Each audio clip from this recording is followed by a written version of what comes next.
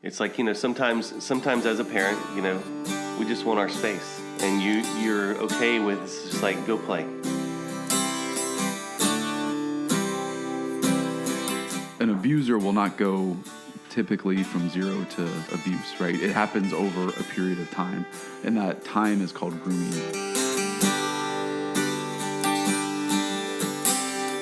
We need to believe our kids always. Right.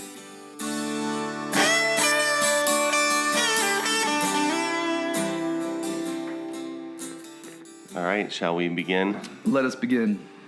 All right, so welcome to the latest episode of the Catholic Dads Podcast. I'm Chad. Good morning, I'm Jeff. And, come on here a little bit more. Yeah. So I guess there's several different things to say about this week. It's been a very emotional week for us. We've moved our oldest into the dorms at Sam Houston. Yep. And and we actually did a podcast on this. Called it, I think the title of it was Letting Go. Mm-hmm. And I anticipated the difficulty of this moment, of that moment. And it was funny because, like, looking back and I actually listened to our own podcast. Yeah. The Monday, the very next day, because I was like, that was really hard. Mm-hmm. And I knew it was going to be hard, but it was harder than I thought it was going to be. And yeah, it was right. It was like one of those things that you just can't prepare yourself for. Mm-hmm. So that's really kind of like that kind of set the tone for the rest of the week. You right. know? I mean, you're kind of just kind of in a introspective mood, I guess, and just very melancholy, I guess. Yeah. Which is kind of going to feed into this topic. Yeah.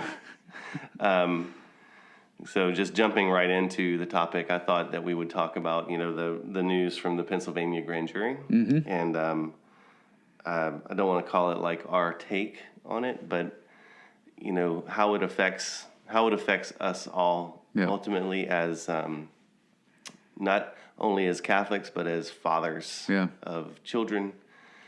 And, everybody out there has got a point of view. Mm-hmm. We've heard from the Salt and Light podcast. I watched Father Mike, is it Schmidt, from Ascension Press? I don't know. Father Mike. Oh, yeah. Very, very popular. Yeah. I've watched his. Yet to listen to the Catholic Stuff podcast. I'll probably do that, this weekend at some point. Oh, that's good. I haven't seen that they did one. Yeah, they've got one out on it, too. Okay, good. So, I mean, so it's like, where does that leave, us? I'll kick it over to you because I'm kind of speechless at the moment.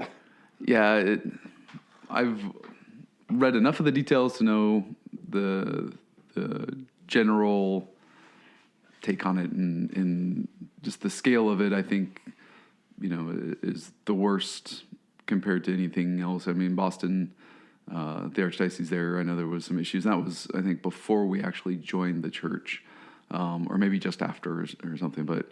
Yeah, I mean, Boston's story broke in 2002. I've been reading that report. Yeah, so that was before we joined the church. Then, just a few years before. But yeah, I mean, it's the I guess the sunlight that's been poured into all of our institutions to try to eliminate this and try to put the abuse away is, I think, on one hand, very, very good. The Hollywood stuff that's broken, the Sandusky, sports-related stuff.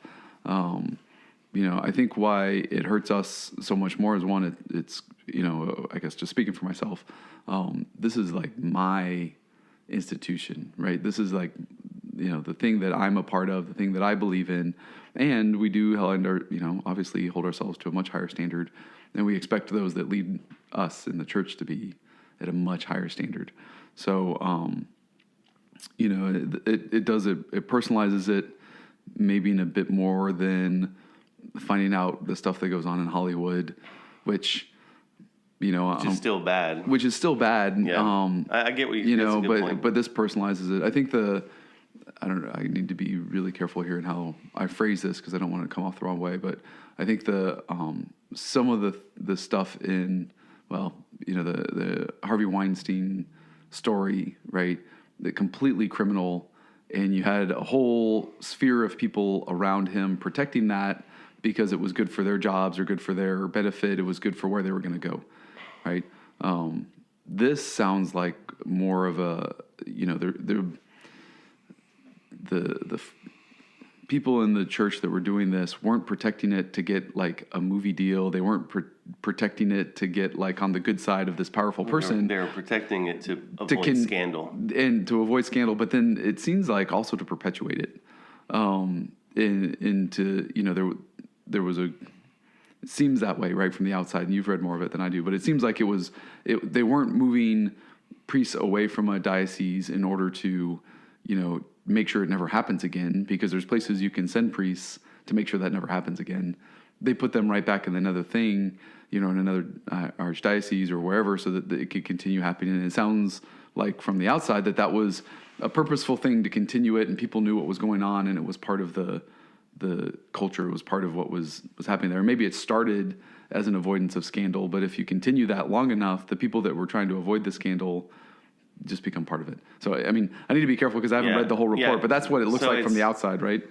I mean, from what I've read, I'm into the dioceses now. It breaks it down, like it gives like an introduction, and then it goes down and breaks out the individual dioceses, and it highlights like 2 or 3 examples. They name the priests by name, they name the bishops by name, and it like details, the abuse that happened, and then the allegations made against, when the allegations came, what they did, where they put them, and it, I mean, from what I've read, it's not like we're gonna move this guy over here to so he can abuse more kids. It is from that, so this is real. It's real life in that it's like we got a faith that teaches us that we're fallen and we sin, and you go to confession and you make amends, and like in the act of contrition, it's I firmly resolve with the help of your grace to sin no more and to avoid the near occasions of sin. So it's like there's an acceptance that we're all broken and in some way, and that we're making amends to do stuff. So it's like when you're reading these incidents, you see that they're meeting with the bishop to like they're going to these counseling programs, and the bishop is having confidence, faith, trust, whatever you want to call it, that okay, he's trying to be better. And so it's like, it's almost like that, it's a naive thought. Right. That, okay, we can treat this the same way as, like when you're going to confession and, it's, you're confessing whatever sin, like there's those sins and then there's these sins. Right. And it's like that where it really becomes problematic is this is criminal activity that wasn't reported. That's right. So it's like, and I don't know, and maybe that would be a good podcast is like, confession and what's the rules in confession about like the privacy and the seal of confessional. Like if you wouldn't confess murder in a confessional, I don't know what the rules are. It seems like I remember it one time, but I can't say for positive what it is. But you know what I mean? Yeah. So it's like there's a way that they can do that when you have that, and so like. Yeah. I guess to, just kind of move the topic forward, it's like, so as a parent, and we've talked about this before in the talk episode about having the sex talk with the kids, and maybe a little bit with the porn episode, but it's, as a father of kids, as a father of children, we have to protect our kids. We have to warn them about, and I'm not just saying like you got to warn them that okay, your priest is probably a pedophile. I'm not ever saying that. But just anybody, and I've become hyper aware now since all of this, Well, and it's, I think the transparency that's come out and the spotlight that's come out is really good because one, we're finally putting people that need to be in jail or treatment or whatever in their place, but it's also showing how pervasive it is. And so it's, we don't need to go through life completely paranoid, but at the same time, you need to be wise to the fact of what's going on. And so, there's stories of teachers, there's stories of the sports coaches and the doctors and, the whole, and then just on top of that, sexual harassment at work, and all these other things that there's really is on the outside publicly, there seems to be a zero tolerance for all of this now. Right. But then all of this stuff keeps happening or keeps, has probably always happened, but is now being more highlighted and more transparent. So I think what we need to do is the conversations with the kids and even internal conversations. So, going to church last Sunday, full confession, right, and transparency, sitting there going, how do we know this isn't happening in Houston, right? How do we know as a parish, and I would never, ever accuse or suspect any of the priests that I have ever met in my entire life. But how do we know, right? And how as a parish can we support that, and not in a way, because I know the Catholic stuff you should know guys talk about this all the time, is they put on the collar, immediately people think they're a pedophile, right? And Father John has mentioned that a couple times. He really struggles with it, and I can completely understand that, right? Because that's the way the media has portrayed everything, right, related to it. And I'm surprised this actually hasn't gotten bigger press than some of the other issues have. But, how do we approach that and say, look, we need to protect our kids from everybody, but at the same time, we need to be, we can't live in that bubble of, you never get to go over to spend the night at somebody's house and you never get to go, either, right? It's a difficult thing as a dad sitting there wondering, okay, well, how would I, because we're in Scouts too, right? It's, how do I make sure that everybody is safe? Everybody that I know that's around our kids, I've vetted in the best I possible can, and to your point, I think then you have to get to the level of the kids and you say, this is never appropriate no matter who it is, right? These are, and I've had some of these conversations lately with the kids, which is, you go to, the Virtus training obviously is really good. The Boy Scout training is really good as well. There's some specific things that's, grooming is something to watch out for. And so telling the kids to watch out for that, right? Which again, that is also troubling because one of the things for grooming is like physical touch. And so in the Scout, youth protection training, they say, watch out for a Scout leader that likes to put his hand on the boys, grab his shoulder, pat his back. That can be like a grooming thing. I'm a pretty physical guy. I do that all the time, and now I've stopped, right? And that's part of the human relation is, we always give each other a hug whenever we see each other. You always, I put my hand on my shoulder of my kids. I always tousle their hair. You have to make sure that you do that in a reasonable and appropriate way.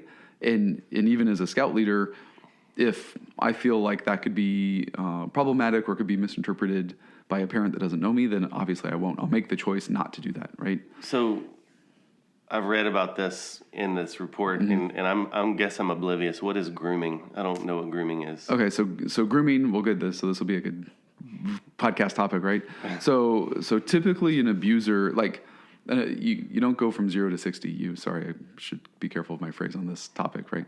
An abuser will not go typically from 0 to abuse, right? It happens over a period of time, and that time is called grooming.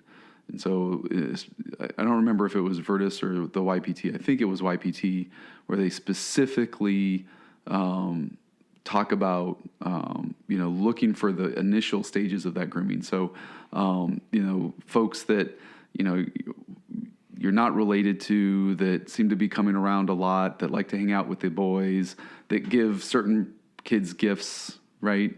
That, that whether it's candy or whether it's like a new toy, or sometimes they can be pretty extreme, so if there's like a sports coach or somebody in your life that, your son or daughter comes home with like, oh, well, he bought me this, or, oh, it might just be a perfectly innocent, thought you had a great game and I wanted to, reward you with it, whatever.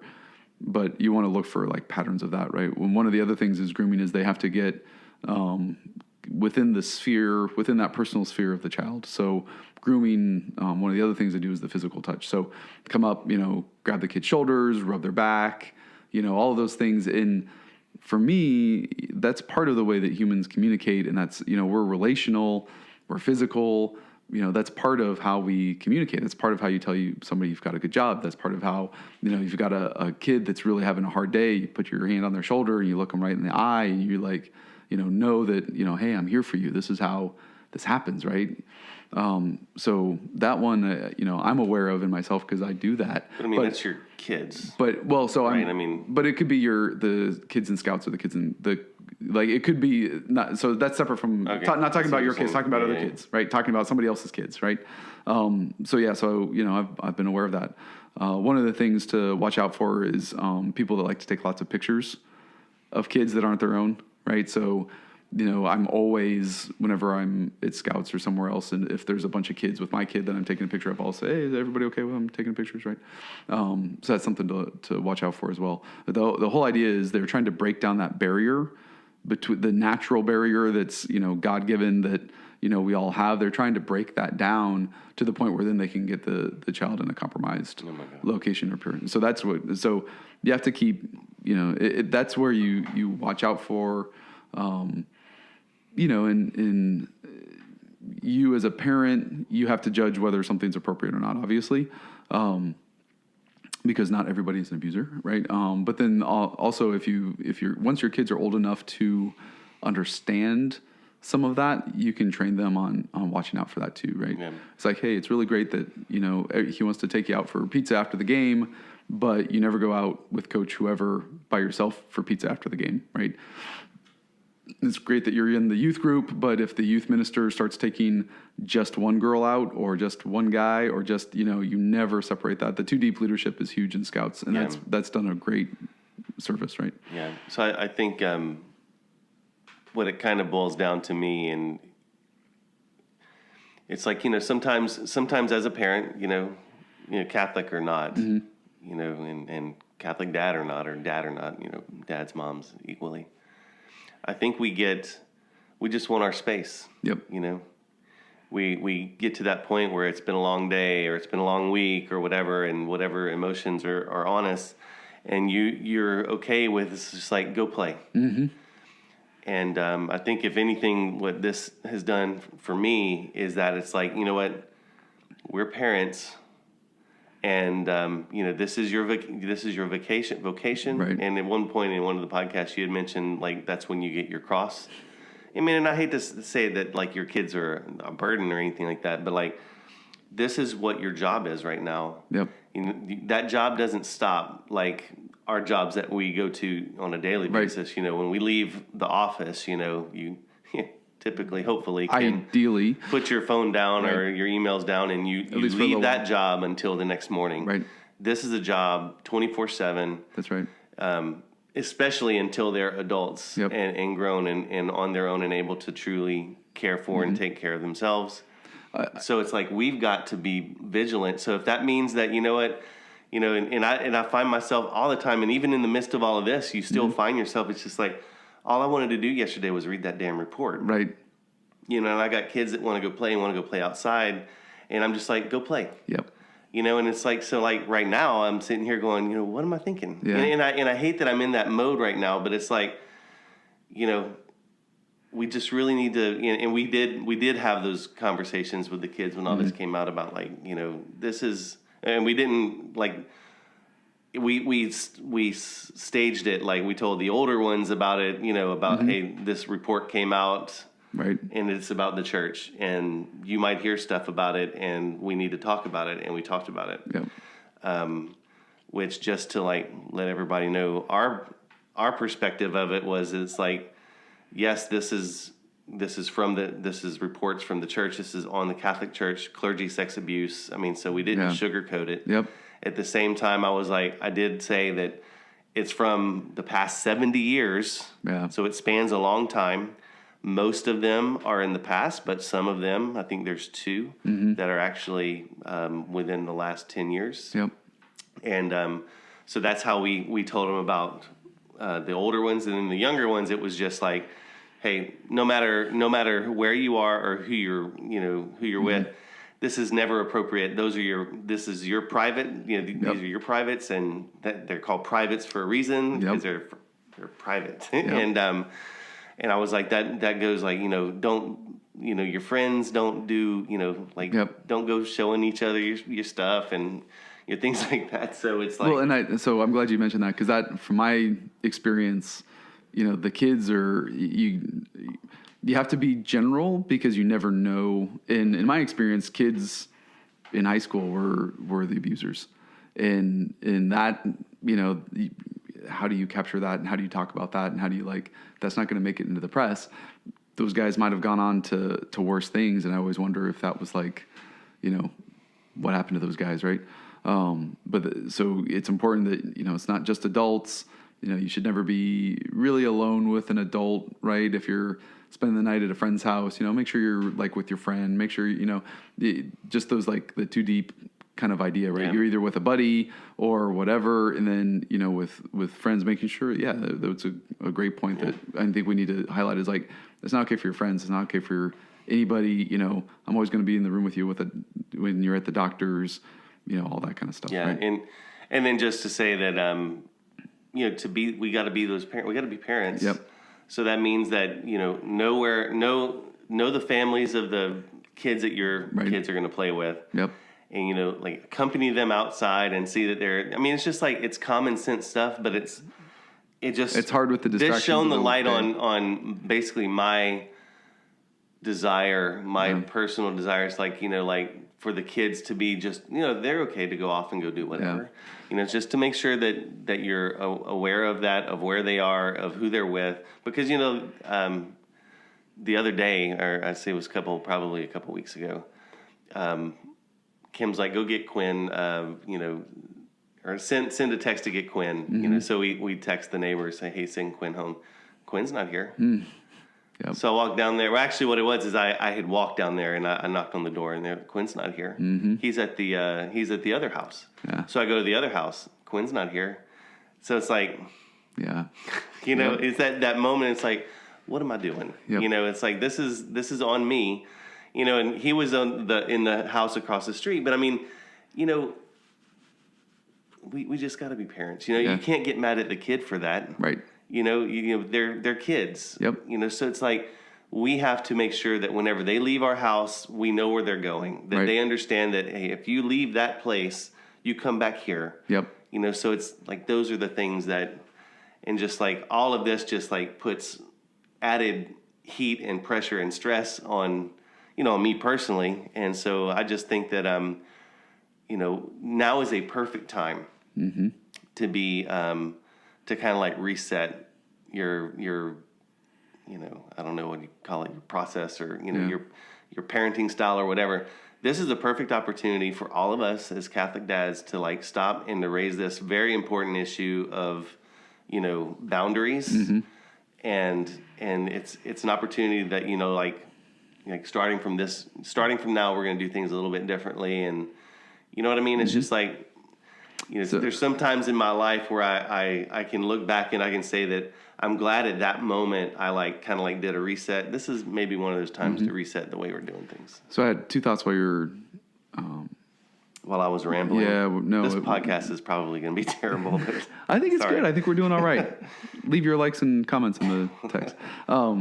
There's this idea of security of your house is you want to be... You don't want to be the most secure house on the street. You just want to be not the least secure house on the street. So if somebody's going to come break into your house, you just want to be not the least secure, right? Or the joke about you don't need to be that chased by the bear. You don't need to be the fastest guy to get away from the bear. You just need to be the least not slow, right?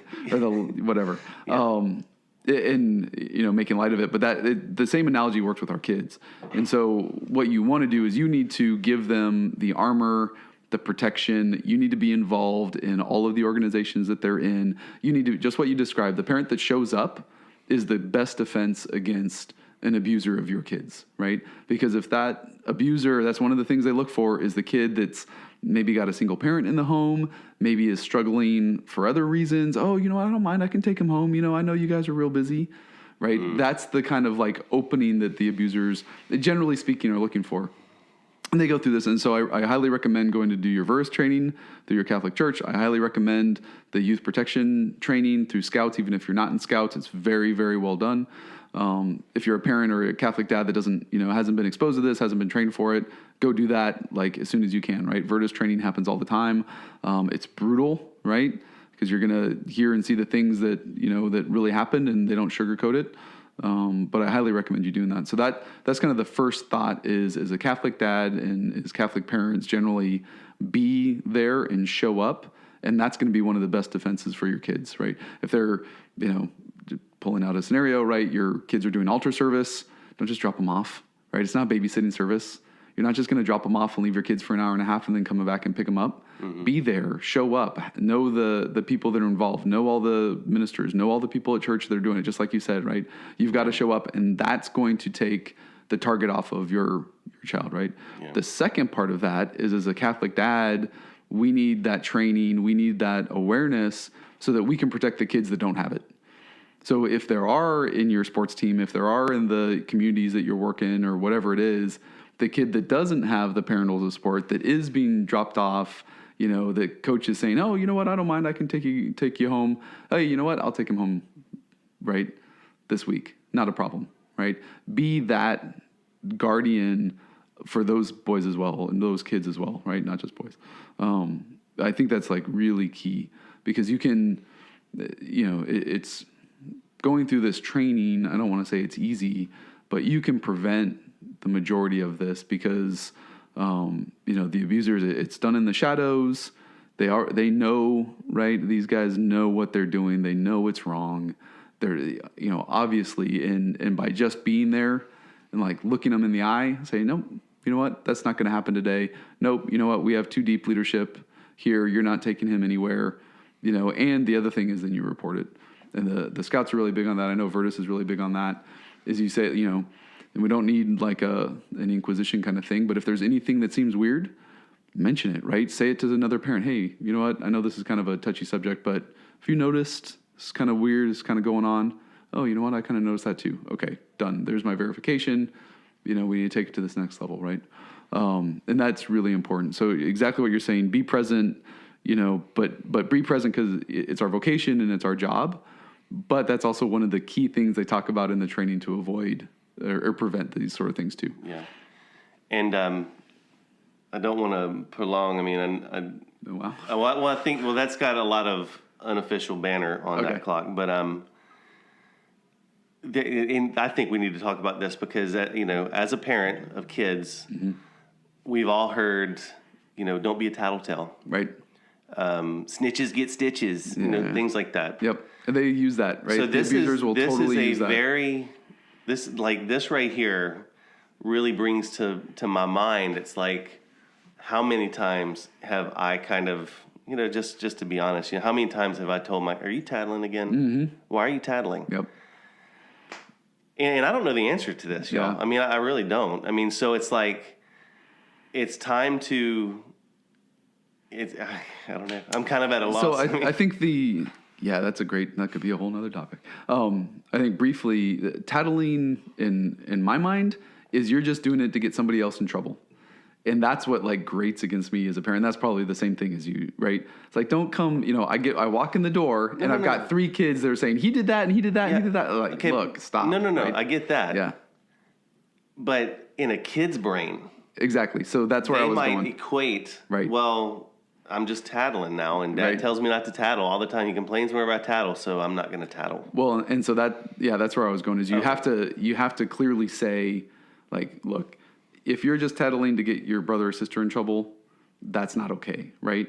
If your brother or sister is doing something that is dangerous or harmful, or someone is doing something that's dangerous and harmful to you, that's not tattling, right? Okay. If you see somebody playing with matches, brings a knife to school, all of these things, right? You can give them examples. That's not tattling. That's helping somebody stay safe, right? If you saw your baby sister walking out into the street, which I absolutely hate this kind of idea or the argument, but, we use it all the time, right? Of course you would go grab them, right? If you couldn't grab them, you would tell somebody that could. And that's the difference, right? When I walk in the house and one of the kids says, the other kid didn't get off the PlayStation at 9:00 this morning like he was supposed to, and he was a jerk all day. Give me a break. What am I supposed to do about that, right? But if, that boy had tried to light a fire in the garage, I would want to know about that, right? And that's how you have that conversation. Yeah. So, and I think you're right. We need to, and I've had the exact same inner conversations as well. You don't want to, it's not just like, hey, stop tattling, right? You've got to like say, hey, you know what? There's nothing I can do about that, which is a different, we want to stop the like tattling kind of behavior, but acknowledging like, oh man, that must have been really upsetting for you, but I can't do anything about it. It's a different, because then that's not saying don't do it anymore, so that, maybe they will come. Well, I mean, when you're saying, but I can't do anything about it, like what? Because they know, right? Like they know I can't do anything about the fact that the kid doesn't play on the PlayStation at 9:00 that morning. You know what I mean? Like the kids are smart enough, at least the ages of the kids that we've got, they know what they're doing, right? And I think you can have those conversations, say, if somebody's doing something dangerous to themselves or others, that's not tattling. Yeah. Right? Complaining to me because somebody did something you didn't like, come on, I don't need to hear that. Yeah. Yeah. Yeah. But it's a good point, right? You want to, and the kids say it all the time. And I think that, just to bring an example of Drew had to come to us with a very, difficult decision about one of his brothers, and I commended him for it, because he basically, I think, saved his brother from a lot of heartache and that's the example. So it's like, and I made a point to say, to pull him aside and say, that took courage for you to say this, and thank you. And it's not tattling. Well, yeah, I didn't say it's not tattling, but I mean, I recognize the fact that could have been hard. I mean, that was hard for him to do. Yep. He had a decision to say, like, do I say something here, right, or do I not? And so maybe give that encouragement when they do absolutely make that tough decision of saying something. Yep. That way you can encourage that and I think maybe as a final comment is to say that we need to believe our kids always. Right. Yep. It's as a parent, maybe not even as a parent, as a husband in a marriage, maybe this is just me, but sometimes it feels like you're in competition with your spouse, with your kids, and it's like, I don't know if this is a guy thing or if it's a me thing, but sometimes it feels like, the first thing in my mind is like, really? Mm-hmm. And so I don't know, maybe this is just me, but I think it's important, and I will be extra diligent on my part, that whenever any of my kids come to me with anything, that my first thought isn't really, right. That we give it credibility, that we assume that they're coming from a good place. Mm-hmm. And then, because if they don't believe that you have their back, if they don't believe or feel that you believe them, they're not going to come to you whenever it really matters. That's right. So on my part, and maybe I can just challenge, all the Catholic dads out there, and just any dad, anybody, any parent listening, that when your kid comes to you with something, don't dismiss it. Yep. Look into it, and that will build, no matter how small it is, because I think that'll build that confidence that when something does come up, they'll say, well, Dad's got my back, right. Or my parents have my back, and they'll believe me, and your kids better than anybody.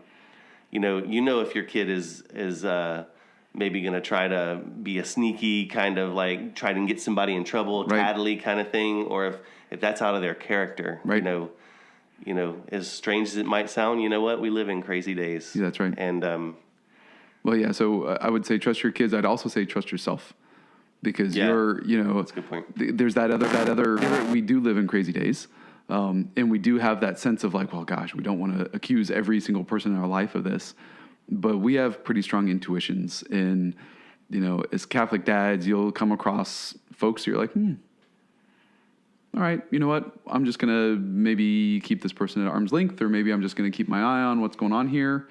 without, you don't have to go crazy or whatever, but trust your intuition, right? Trust that situation. Keep your eyes open. Go do the training. The training is the best defense. So that, that would be my challenge is if you don't have the Virtus training, go get it. It's like a Saturday morning. I think it's a pretty long deal, but you need to do it. You need to arm yourself with the tools I guess you need your eyes opened to what to watch out for, because that'll protect your kids. But more importantly, as importantly, you can help protect other kids. Yeah. And that's our job, right? Yeah. All right. Pretty somber topic, but hopefully we did it. Yep. Did it justice, and it wasn't a total disaster. But thanks for being with us. Thanks for listening to this hard subject, and I think we need a lot of prayers in the just for the world in general, the times that we live in, and just watch out for your kids and everybody else's kids, and we just need to pray. Mm-hmm. And I think prayer and fasting. I mean, I don't really know how else to do this, but to approach it with some humility, and it's just very tough times. Absolutely. So God bless everybody out there. Take care. St. Joseph, pray for us.